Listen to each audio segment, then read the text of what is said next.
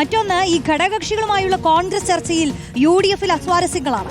അനൂപ് ജേക്കബുമായി 2.5 വർഷം വീതം ടേം വ്യവസ്ഥയിൽ മന്ത്രിസ്ഥാനം വീതം വയ്ക്കണമെന്ന മുന്നണി നിർദ്ദേശത്തിൽ കടുത്ത അതൃപ്തിയിലാണ് മാണി സി കാപ്പൻ. CMPക്ക് ഒരു മന്ത്രിസ്ഥാനം നൽകാൻ തത്വത്തിൽ ധാരണയായിട്ടുണ്ട്. ഉച്ചയോടെ ചർച്ചയിൽ അന്തിമ ധാരണയാകും. ഹരിമോഹനാണ് വിവരങ്ങൾ നൽകാനുള്ളത്. Hari, good morning. അപ്പോൾ അഭിമാനകരമായ വിജയം. ഘടകകക്ഷികളുടെ പങ്ക് അവഗണിക്കാൻ കഴിയില്ല. എല്ലാവർക്കും അവരവരുടേതായ സ്ഥാനം കൊടുക്കണം. അനൂപ് ജേക്കബ് നേരത്തെ മന്ത്രിയായിട്ട് ഇരുന്നിട്ടുള്ള വ്യക്തിയാണ്. മാണി സി കാപ്പനാണെങ്കിൽ തുടർച്ചയായി പാലാ മണ്ഡലം തന്റെ കൈപ്പിടിയിൽ ഒതുക്കി Kerala Congress M chairman Jose K മാണിയെ തന്നെ പരാജയപ്പെടുത്തിക്കൊണ്ട് വരികയാണ്. രണ്ടുപേർക്കും കൃത്യമായ പരിഗണന ഉണ്ടാവണം. അവരത് ആഗ്രഹിക്കുന്നുമുണ്ട്. ഒടുവിലൊരു തീരുമാനം എന്തായിരിക്കും?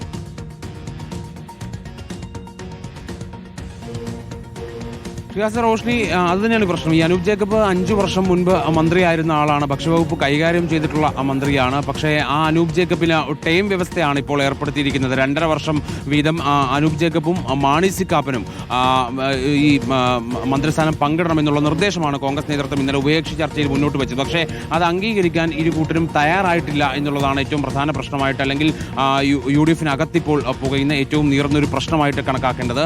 അത് ഇത് പരിഹരിക്കാനുള്ള പരമാവധി ശ്രമം നടത്താൻ വേണ്ടിയിട്ടാണ് കോൺഗ്രസ് നീങ്ങുന്നത്. അതായത് 2 മണിയോടുകൂടി തന്നെ പട്ടിക ഗവർണർക്ക് കൈമാറാനുള്ള നീക്കത്തിലേക്കാണ് പോകുന്നത് എന്നുള്ളത് ഇന്നലെ തന്നെ നേതൃത്വം വ്യക്തമാക്കിയിരുന്നു. അപ്പോൾ ഇന്ന് അതിനു മുൻപ്, ഉച്ചയ്ക്ക് മുൻപ് തന്നെ ഇരുവരെയും ഒരുമിച്ച് വിളിച്ചു വരുത്തിക്കൊണ്ട് ആ ടൈം വ്യവസ്ഥ, അതായത് 2.5 വർഷം വീതം മന്ത്രിസ്ഥാനം പങ്കുവെക്കണം എന്നുള്ള നിർദ്ദേശം, അത് അംഗീകരിപ്പിക്കാനുള്ള ശ്രമമാണ് കോൺഗ്രസിന്റെ ഭാഗത്തു നിന്നുണ്ടാകുക. ഒരു ഫുൾ ടൈം എന്തായാലും അനൂപ് ജേക്കബിനോ മാണി സി കാപ്പനോ കൊടുക്കാനുള്ള സാധ്യത തീരെയില്ല.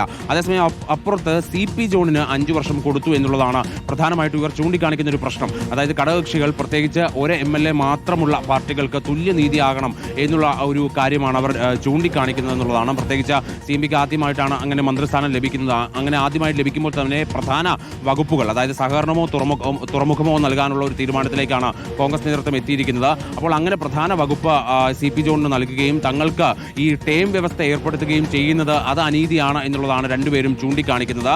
അത് അംഗീകരിക്കാൻ കഴിയില്ല എന്നുള്ള നിലപാട് തന്നെ ഇന്നലെ ചൂണ്ടിക്കാണിച്ചിരുന്നു. മാത്രമല്ല, അനൂപ് ജേക്കബുമായി പൂർണ്ണമായിട്ടും ഒരു ചർച്ചയിലേക്ക് കടക്കാനും കഴിഞ്ഞിട്ടില്ല. ഒരു പ്രാഥമിക ചർച്ച മാത്രമേ ഇന്നലെ നടന്നുള്ളൂ. മാണി സി കാപ്പൻ ഏറെ നേരം ചർച്ചയിൽ പങ്കെടുത്തെങ്കിലും അദ്ദേഹം അതിൽ അതൃപ്തി രേഖപ്പെടുത്തി പോവുകയായിരുന്നു. ഇന്നിപ്പോൾ രാവിലെ തന്നെ ഇരുവരും എത്തുകയും ഇവരുമായിട്ടുള്ള ചർച്ച മുന്നോട്ട് പോവുകയും ചെയ്യും എന്നുള്ളതാണ് മനസ്സിലാക്കാൻ സാധിക്കുന്നത്. ഒപ്പം തന്നെ കൂടി എത്തിക്കൊണ്ട് അവരുടെ നിലപാട് ഇന്ന് വ്യക്തമാക്കും. അതായത് ഏതൊക്കെ വകുപ്പുകളാണ് 2 മന്ത്രിസ്ഥാനങ്ങളിൽ ഉറച്ചു നിൽക്കുന്നു എന്നുള്ള നിലപാട്, ഇതെല്ലാം വ്യക്തമാക്കിക്കൊണ്ടുള്ള നിലപാട് ആയിരിക്കും ഇന്നിപ്പോൾ കോൺഗ്രസ് നേതൃത്വത്തിന് മുന്നിൽ അവർ വെക്കുക. അതുകൊണ്ട് തന്നെ ഉച്ചയോടുകൂടി ഈ പ്രശ്നങ്ങളെല്ലാം പരിഹരിച്ച്, അസ്വാരസ്യങ്ങളെല്ലാം തന്നെ പരിഹരിച്ചുകൊണ്ട് 2 മണിക്കുള്ളിൽ ആ പട്ടിക തയ്യാറാക്കുക എന്നുള്ളതാണ് കോൺഗ്രസിനെ സംബന്ധിച്ചുള്ള ഒരു വെല്ലുവിളി. അതിനുശേഷം 2 മണിയോടുകൂടി തന്നെ ഗവർണർക്ക് കൈമാറാമെന്നുള്ള പ്രതീക്ഷയിലാണ് ഇപ്പോഴും നേതൃത്വം ഇരിക്കുന്നത്.